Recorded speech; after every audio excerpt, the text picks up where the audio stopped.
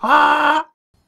Greetings, brethren, CloakingDonkey here, and I wanted to show you some Heroes 2.0. Finally, it has come out in the Europas as well, and not just in the terrible, terrible North Americas. But I am on my old account that I played way back in the day, and I'm 184 on this account. Really, really high level. The whole reason I am so high level is because back in the day, I played a lot of characters to level 5 when they were on free rotation to get the gold for that, which is sort of a cool free-to-play way of getting lots of heroes. And now that all of those hero levels add up together and form your account level. So every time you gain a level with a hero, you will also gain an account level, which is really, really nice. Anyway, so I wanted to just show you quickly how things have changed. So basically from playing, not much has changed. You still have your versus AI, you have your quick match, which still has terrible, terrible matchmaking. You have your unranked mode, which is, it's kind of like ranked. Yeah, but it's unranked. So you do get the draft. So if you don't want the terrible matchmaking in quick match that sometimes throws in 3 specialists, then you do draft unranked, which means, you know, you actually pick your champions and you make sure that you have a decent hero composition in your team. But it is not quite as try-hardy as ranked because, well, it's not ranked, right?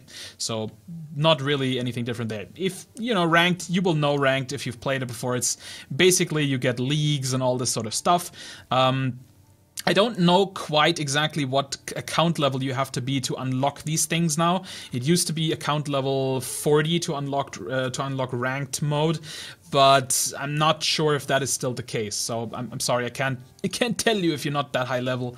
You will have to just grind up some levels, I guess, if those features aren't available for you. And then lastly, we have the Brawl, which is sort of like their weekly changing mode. It's always crazy, wacky modes. This time, for example, it's all Tracer. Everybody plays Tracer on the new Hanamura map, and you get extra points on the map for killing people with bombs and for killing people in general. So it's a really quick deathmatch kind of scenario. And if you play 2 of them, then you get an extra loot chest. So that's very nice. And also, of course, you play Tracer, so even if you don't own Tracer, you can start gaining levels on Tracer. And if you get to 5, you then can also get the extra 500 gold that you get for leveling any character to 5. All right. Now, all the other things that pertain to buying things have now been consolidated into this collection system. So you can still see the heroes. They're all listed here. They all have their own little nice categories of warriors, assassins, etc. And you can still buy them with money. The money, however, now comes in the form of these gems. These gems also mean that stuff is a tiny little bit cheaper, but it's really not that much cheaper. It's still like €7.50 to buy one of these heroes, and I'm not sure what it is in the United States, but I'd be guessing it's $7.50 because, well, Blizzard, you know, for Blizzard, euros are dollars. So, yeah, but you can still buy all the heroes with gold as well. And you, as I said, you still gain gold 500 a time when you level a character to 5. So that whole free-to-play thing still absolutely is in effect because, as you can see, there still is a hero rotation of 3 heroes every week. As you can see, for example, Lucio is on hero rotation and I don't own him, but I can absolutely play him. So I can get him to level 5 and then I get a free 500 gold, which I can then invest into buying more heroes. And I only ever bought, I think, 2 heroes with real money, or 3. I don't know, but it was always the really cheap ones, the ones that cost like 2 or 3 euros. I got Tracer from the pre-order, and everything else that you can see here is either the hero pack, from which I got like 12 new heroes, because I'll get over that in a second. But all the other ones I unlocked with in-game golds. I unlocked at least 10 heroes or so with in-game gold. So very, very nice system. Anyway, when you log in for the first time, you will have 1,100 gems as long as you are above character level, account level 5. At account level 5, you get a free 1,000 gems, which is awesome because that buys you at least 1 hero. And if you do it smart, you can actually buy quite a few heroes because, as you can see, if you get these featured ones, for example, Gazlo, for example, is only 150 gems. So if you make smart use of that 1,000 gems, you can actually get quite a few heroes for that. Or you just get the one that you really want to have. And do remember that you can also still do try mode, where you can check out all the heroes before you buy them. Then you also, once you log in for the first time in Heroes 2.0, you will get an extra 100 gem for which you can buy these mega bundles. I bought the Assassin mega bundle, so I can't show you the other ones anymore, sadly. But you get 20 total heroes for buying this bundle. So it's a very, very good deal. But do be advised, you can only buy one of these, and as soon as you buy it, the other ones are no longer available. So make sure you buy the one that gives you the most value or that has the most heroes you actually want to play. Okay, so do go through the list, check out all the heroes that it offers you, and then make your choice as to which one you want to have. All right, right. So with the collection system, they made a few changes. They introduced a few new things like banners. I'm still not entirely sure what these banner things do. I think they may be like in the base or something. I don't know. But there's also sprays, which you can put on the ground by pressing T. They will be sprayed right underneath your character. And there's all sorts of these game-related things, but then there's also some crazy ones like these ones here, as you can see, even some meme ones. I absolutely love this Lily spray. And then there's also some basic animation ones, which is kind of cool. Then we have voice lines, which you can trigger in the game by pressing I. And as far as I understand it, it will play a random voice line that you own. So, for example, for Arthas, I have... And... so if I hit I in game, he will say one of these two, and I don't think he will say any of these because I would have to get them first. Then we have emojis, which you can use in chat. You can either use them, as you can see, people are already going crazy with emojis. You can use them in the lobby chat. You can also, I believe, use them in game, but then you need to use the code. So for example, if I wanted to use this one, the Chromie Ruffle, I would have to type colon, I think you call this in English, and then crow lol and colon again. And when I hit this, it makes the Chromie one, right? So you can do that in game, I'm pretty sure, but you have to use the codes if you want to do that. And what else do we have? Portraits. Portraits are not new; they already existed, and the ones that came from character progression still come from character progression. So if you want the special Cassia one, for example, you have to now become a level 15 Cassia. However, the leveling curve for heroes is a lot shallower than it used to be. So it doesn't take quite as long to get to these levels, which is fantastic. And it means you will get these eventually if you keep playing. But yeah, you absolutely still have to level these characters if you want to unlock these portraits. Then we have some that are linked to achievements, but then there's also a bunch that drop from the loot chests. Then we also have announcers. You can completely change your announcer to any of these characters. If you want to craft them, they are usually 400 each, except for some of the, well, special ones. I don't really know how they are special, and except that, you know, Blizzard knows that people are really going to want those, like the Murky one, which is just a whole bunch of gibberish.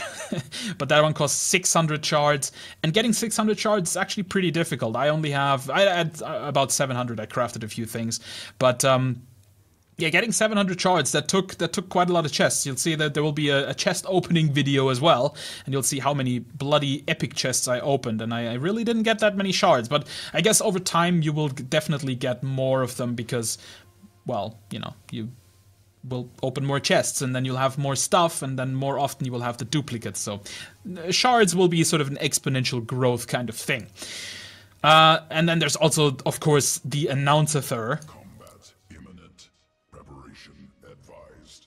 Yes! Oh my god, I want announcer so badly. This is what I'm going to be saving for with my shards. I really want to get this announcer. It's so good. And, oh yeah, mounts are now also all available from this right here.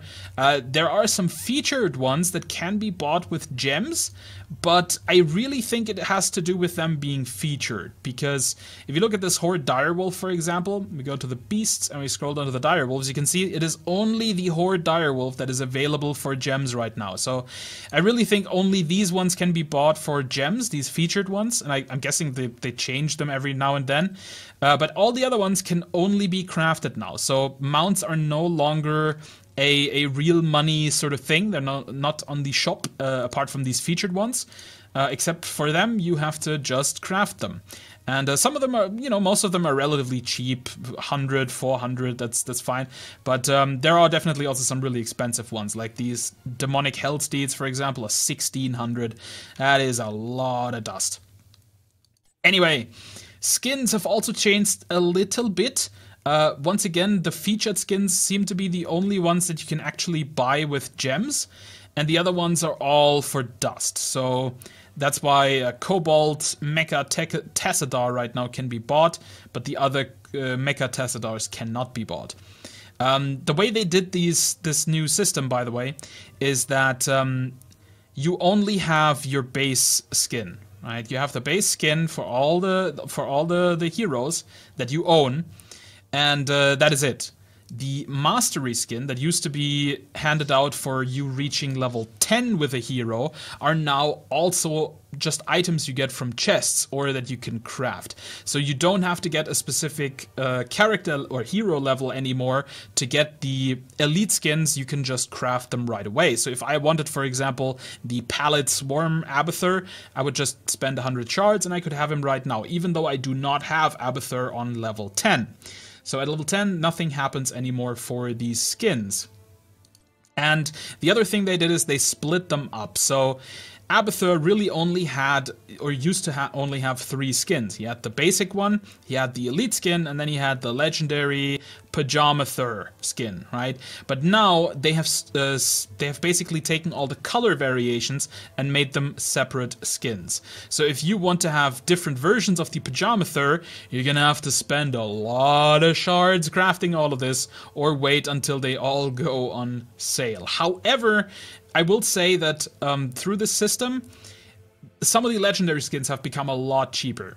With this featured skin system and them being split up into different color variations, Pajamathur is now only €4, which is a lot more reasonable than it used to be. I mean, I'm pretty sure Pajamathur was at least 10 to 15 euros back then, with all 3 color with all 3 color variations. And to be fair, I mean, you just pick your favorite color variation, right? And then you just get that one. So I think that's okay. However, it does mean that they kind of artificially inflated the number of items that exist in the game. Heroes are the same as before. As I said already, they are kind of a little bit cheaper than they were, at least the new ones. The old ones are pretty much the same, really, in terms of their gem values.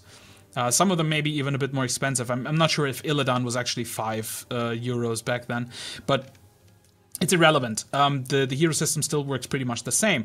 And the cool thing is you can get all of these heroes in your loot chests as well. So you can randomly have, good luck and unlock a champion from your loot chests. Currently, I sadly don't have any loot chests to open for you. I already did a video. I might be splicing it in the background, but the audio got screwed up, sadly, so that video doesn't exist anymore. But basically, what I was showing you is what happens when you buy these loot chests for gems. I bought 12 loot chests for 1,000 gems and opened them, and I can tell you, do not do this. It is a giant waste of money because the loot chests that you get from buying them are the standard basic loot chests. 2 of the loot chests that I opened from in my little video had all common items in them. So that's only voice lines and banners and emojis and that sort of basic stuff, not skins or heroes or anything cool, right? And that is definitely not worth the money because one loot chest is basically €1.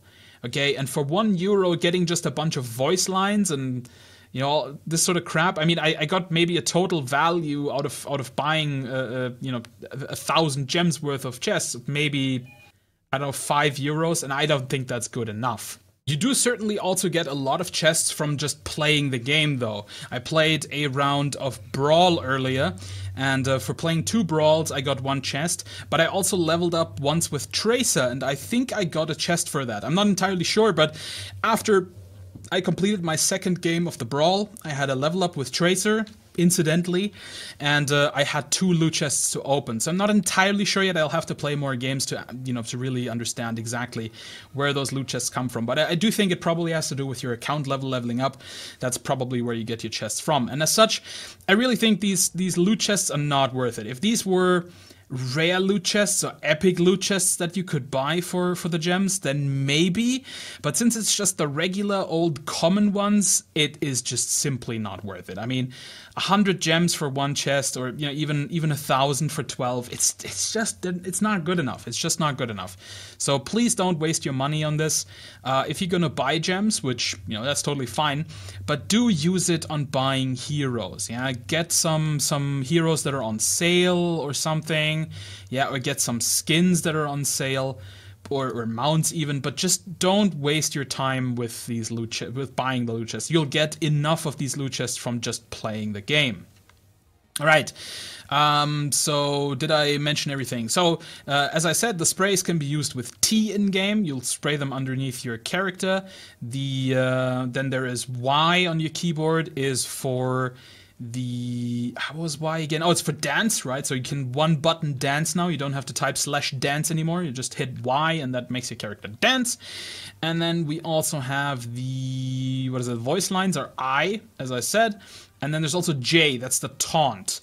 I'm not sure if characters have taunts by default, but they definitely have taunts once you reach character level. Let me get where's Sonya? There we are. When you reach character level 15, you get a mastery taunt, and yeah, Jay plays that taunt. I guess every character just has a taunt in general, and then yeah, 15 gets you a mastery taunt. Also, as I said, at level 5, you get 500 gold. At level 10, you get a special loot chest. I should really do this on another character because on Sonya I already have level 15 and level 20 rewards. But yeah, basically every 10 levels on the 5 count, you get 500 gold, and every 10 levels on the 10 count, you get a loot chest. And these loot chests are basic loot chests, but they do have 1 item for that hero guaranteed, which, I mean, it doesn't mean much. It could just be a voice line, right? But I mean, it's something, I suppose. It's just an extra loot chest, so that's all right. But yeah, so my recommendation for you is definitely, if you want to play Heroes 2.0, you should definitely keep going with or if you want to, the best way of going about it really is still level as many characters to level 5 as possible while they are on free rotation, because that's really easy to do. You get 500 gold at the end. You will probably also get a couple of loot chests from leveling them up. And from winning games and such. You will get your gold from completing your quests and all that, and that should give you enough gold to buy the heroes that you want to buy. And then open all the loot chests that you get, and as the higher you level up your account, the more epic loot chests you get, because you can see at level 200 I will get another epic loot chest. At level 185, so in 1 level I will get another rare loot chest. So you do get a ton of chests, right? At 200 I also get another 150 gems. That's going to let me buy Gazlo, by the way, so that's really cool. And yeah, just do that, and that'll unlock you the most awesome stuff.